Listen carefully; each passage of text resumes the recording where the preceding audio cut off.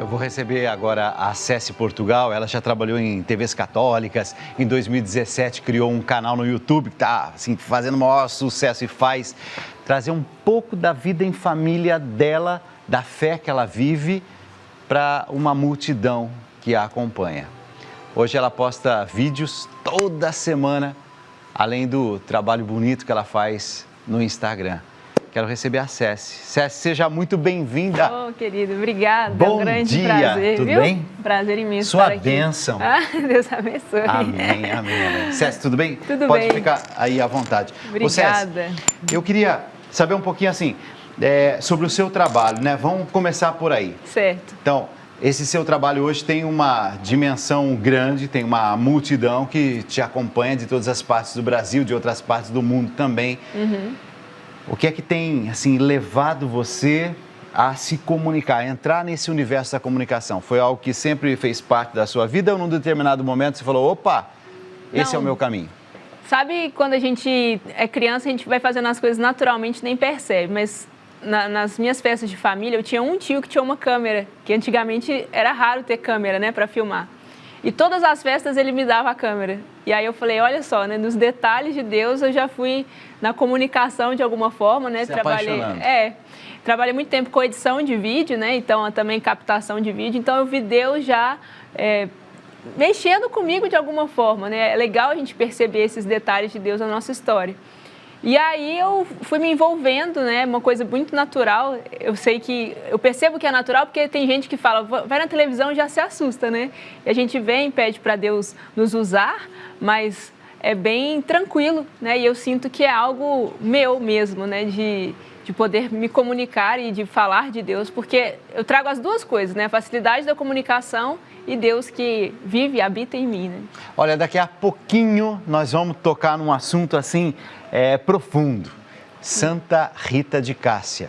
E você é uma grande estudadora, né, de Santa Rita de Cássia, mas é muito devota e conhece assim curiosidades que eu tenho certeza que vão encantar a todos.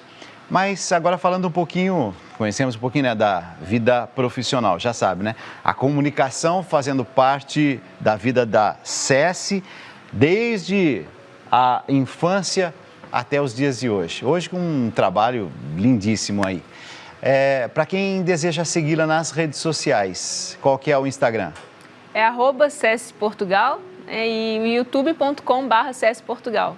Ceci Portugal. Muita gente acha que eu sou de Portugal, mas é o sobrenome mesmo, né? Então, esse sotaque, você é de onde? BH, Belo Horizonte. Ah, Belo Horizonte. Mineirinha. Mineira. É verdade que os mineiros são assim mais discretos, né? São mais sábios, falam menos. É bem quietinho, mas somos acolhedores também, Nossa, né? super acolhedores, assim, super. Só que é mais discreto, né? Aquele Sim, jeitinho mineiro. mais timidozinho, assim, eu sou bem isso aí mesmo. Mais esperto também, né? Que às vezes a gente fica falando um monte de coisa, aí vai lá, né? O mineiro com aquele jeitinho dele, tal, e pronto. Eu digo isso porque o Padre Juarez, acho que o Padre Juarez também é mineiro, não é mineiro? Eu acho que é. Ele tem o Padre Juarez é mineiro, estão me dizendo que é mineiro. É, né? Lavras, é mineiro. E ele que me ensina muita coisa assim. Aquele jeitinho, né? Um jeitozinho assim de ser, bem quietinho, de ser. Na hora que vê já tá lá pronto. E já tá lá. Tá pronto. Ó, mas tem o outro lado, né? Que é a questão familiar. Você vem de uma família que também é uma família de muita fé, vivência dessa fé. Sim. Isso motivou você a levar adiante esse trabalho? Sim, na verdade, a minha mãe passou por uma tribulação na vida dela, né? Que meu pai saiu de casa e aí ela foi buscando todo tipo de ajuda e encontrou-se com Deus, né? E ali eu, novinha, ela falava, minha filha, vamos à igreja e tudo mais. Eu achava que minha mãe estava ficando doida. E aí participei desses encontros de jovens e tive meu encontro pessoal com Deus quando eu tinha 14 anos. E até por isso que o meu livro leva esse título, né? Aos 14, que é o tempo da minha conversão. Posso dar uma olhadinha no seu livro? Pode, claro, com prazer. Aos 14? Ceci Portugal. E aí, isso aí eu trago a minha história, né? Eu achei um nome diferente, né? Porque foi o tempo que eu me converti. E cerca de 1 mês e meio depois desse meu encontro com Deus, meu pai faleceu, né? Repentinamente, assim. E ali eu mantive a minha fé firme, né? Antes você era católica, mas assim... do IBGE, né? Católico mais ou menos. Eu ia à missa quando tinha algum algum evento só, alguma coisa, nada de... Eu lembro que até tinha uma amiga minha que ia à missa todos os domingos, eu achava, meu Deus, ela só pode ir no clube encontrar com a gente depois da missa, eu achava aquilo tudo muito estranho. Hoje eu acho ruim quem não tem esse hábito, né? Assim, acho que deve faltar algo na vida da pessoa que ela não faz nem ideia, né? Quando a gente... Na página 63 do seu livro, aos 14, você diz assim: houve um tempo em que eu estava vivendo minha fé, mas não estava buscando a minha santidade. Existe uma diferença muito grande entre uma coisa e outra. Você pode ter fé e, no entanto, não fazer nada para que aquilo que você acredita aconteça. E quando se busca a santidade, faz-se valer a fé. Acreditar no impossível, lutar por esse impossível. Que bonito isso, bonito, né? E que jeito, eu lembrava. Que jeito carinhoso de falar, meu Deus do céu. E quando você diz isso, você me faz pensar uma coisa. Pode ser que eu até frequente a igreja. Exato. Mas não é questão de frequentar ou não a igreja, é questão de você frequentar a igreja buscando algo mais, buscando a santidade. Sim, é exatamente esse ponto que eu estava só, sabe assim, para constar. Só para bater o ponto ali e falar que eu estou indo na missa. Mas assim, na minha adolescência, começo da juventude ali, que eu ia muito em festa, e aí eu tive esse momento. Mas Deus sempre foi muito cuidadoso comigo, né? Ele nunca me deixou desviar de uma forma que eu me perdesse, né? Que eu tivesse grandes arrependimentos da vida. Então, ao mesmo tempo que eu me afastei, eu me mantive firme de alguma forma. O Cési, que nós vamos conversar sobre Santa Rita, nós já sabemos. Sim. Que nós vamos falar um pouquinho sobre o seu livro aos 14, já sabemos. Mas aqui no meu programa eu gosto sempre assim de colocar o entrevistado um pouquinho assim, numa situação menos confortável. Porque os dois assuntos, aos 14 e Santa Rita, ela entende tudo. Agora vamos ver se ela entende quando o assunto é esse. É um caso que alguém entrou em contato e me pediu: Dalcides, me dá sua opinião, me ajuda. Em vez de eu falar qualquer coisa, nós temos aqui, ó, a autoridade de quem diz a palavra sábia e sabedoria que a gente busca. Roda aí, vai lá.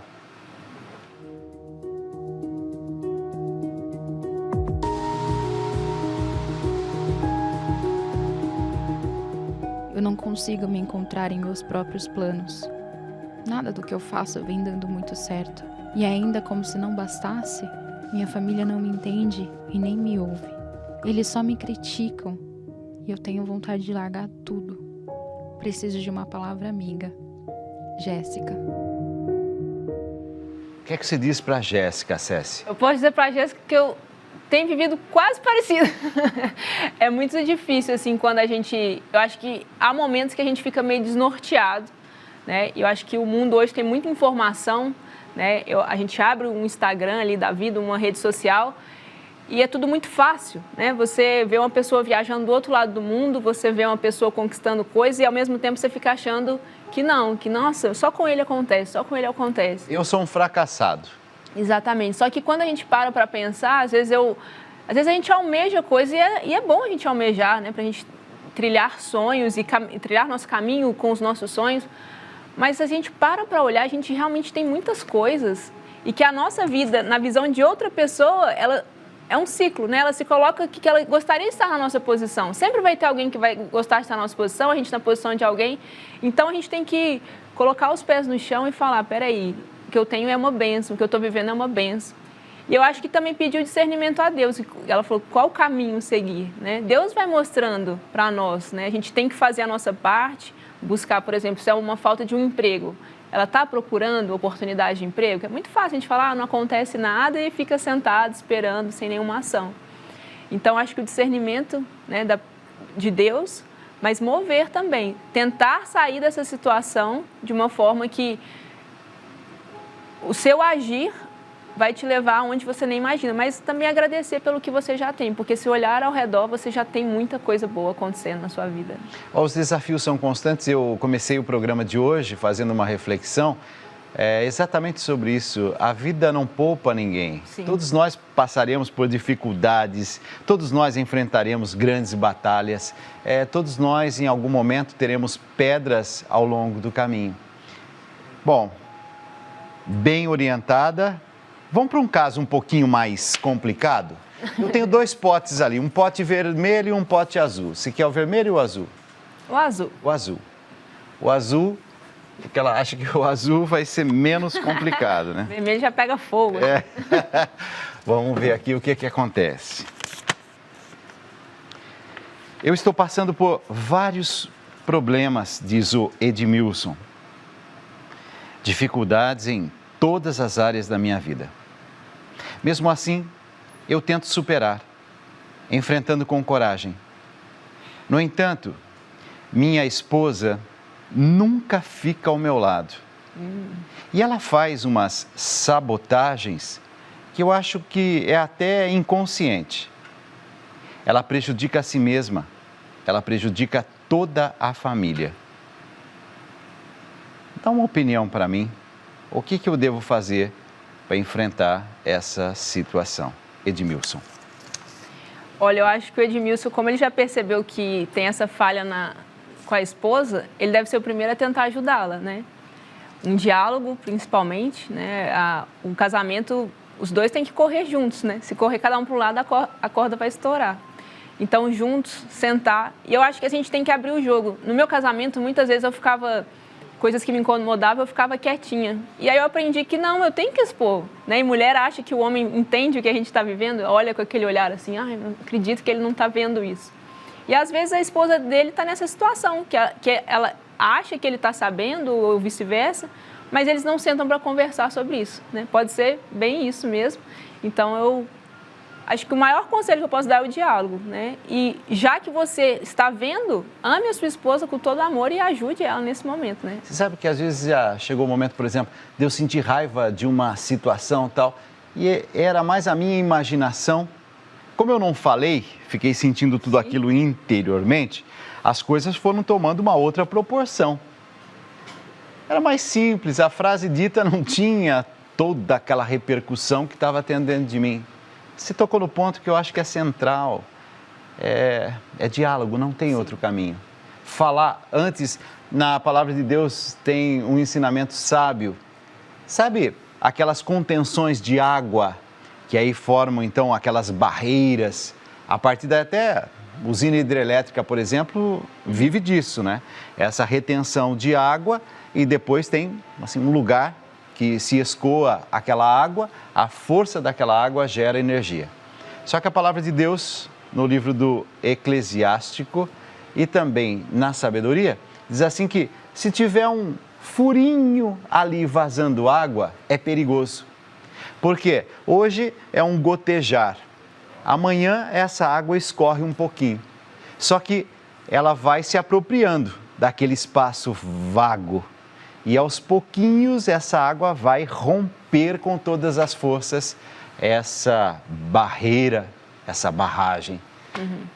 Algumas coisas cortem na raiz.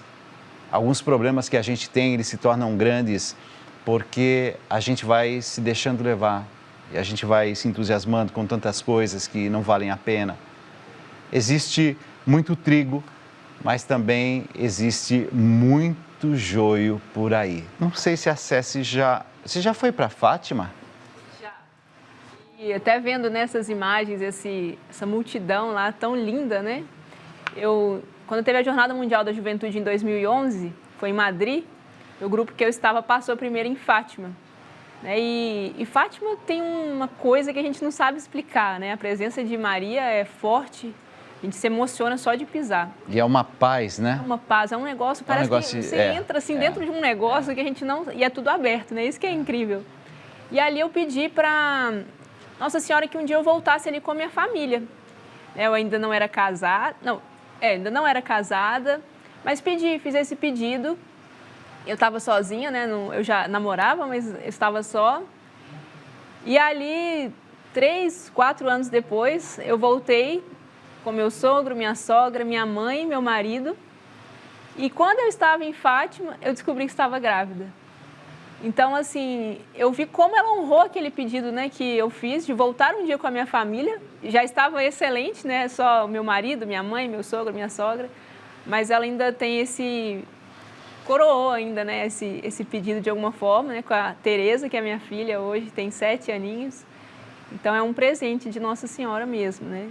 Foi muito especial, assim. Página 115 desse livro lindo da Cécia em Portugal, aos 14. Ela diz assim: eu conheci Santa Rita. Pouco mais de um ano depois de nos casarmos, eu precisei, na verdade, de ajuda, porque eu passei um perrengue bem pessoal. Quem sabe um dia eu ainda fale mais detalhadamente sobre isso. Mas por enquanto, eu deixo só você saber que foi um perrengue bem perrengado. E eu lendo o livro fantástico que eu estou mostrando aqui para todo mundo aqui aos 14, ela sabe escrever, escreve bem. Mas que perrengue foi esse? Hoje pode contar ou não pode? Ainda não. Ainda não. Mas é um perrengue. É um perrengue. E você recorreu a Santa Rita? Isso. Eu, diante dessa tribulação, uma amiga começou a rezar por mim. E aí ela me falou de Santa Rita, se eu conhecia a história dela. E na verdade, eu conhecia só de saber da existência dela, né? E aí eu fui buscar informações sobre Santa Rita na internet, assisti um filme dela que eu encontrei na época e fui me encantando. E dentro dessa minha busca sobre as coisas dela, eu encontrei um terço de Santa Rita. E aí, assim como na minha conversão eu desafiei Deus, né, na existência dele, eu falei: Santa Rita, então a senhora vai me ajudar. Se eu alcançar esse impossível, essa graça, eu vou rezar esse texto todos os dias da minha vida. E aí ela falou assim: não vou perder a chance de ficar todos os dias presente na vida dela, né? E eu alcancei a graça, alcancei, né, a superação desse perrengue bem perrengado. E aí Santa Rita foi entrando de uma maneira tão sutil na minha vida, mas ao mesmo tempo tão intensa, né, que hoje muita gente me conhece aí na internet como a menina de Santa Rita, né? Eu já tive a oportunidade de ir 3 vezes lá no santuário acompanhar as obras, né? Eu tive esse privilégio de conhecer o seu Paulo, né? Os meus seguidores que me informaram desse santuário, né? Eu tenho uma seguidora, Fernanda, que mora lá em Cássia, uma cidade muito pequenininha, de um povo acolhedor mineiro, né, no interior de Minas, mas está próximo a Franca também, de São Paulo, né, que o pessoal tem uma referência. E é lindo demais. E o seu Paulo, o que eu falo muito com ele, que é bonito de ver, que ele fez tudo minuciosamente, com carinho, sabe? Ele não só levantou a parede e falou: toma, tá pronto. Você vai lá, eu chego a arrepiar, de verdade.